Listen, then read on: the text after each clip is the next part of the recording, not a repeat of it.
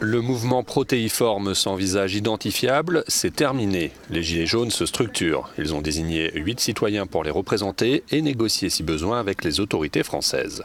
Après consultation de leurs sympathisants sur Internet, ils ont aussi publié leurs revendications qui vont de la baisse des taxes à la création d'une assemblée citoyenne.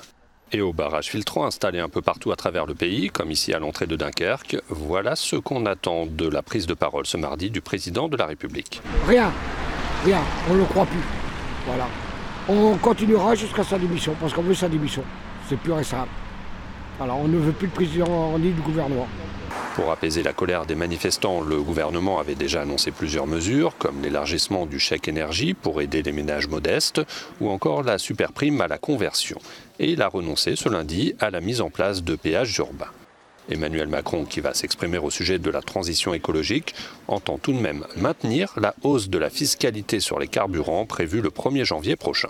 Notre réponse, ça n'est pas un renoncement, comme l'a souligné le président de la République. Ça, c'était la pratique d'avant. Mais notre réponse, ça n'est pas non plus l'aveuglement. Et c'est pourquoi cette réponse passera par notre capacité à mettre tout le monde autour de la table.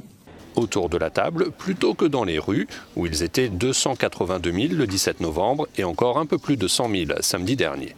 Certains gilets jaunes appellent à une 3e journée de mobilisation le 1er décembre, en espérant qu'il n'y ait pas de nouveaux débordements. Samedi dernier, sur les Champs-Élysées, les forces de l'ordre ont utilisé 5000 grenades lacrymogènes et il y a eu une 30aine de blessés et une centaine d'interpellations.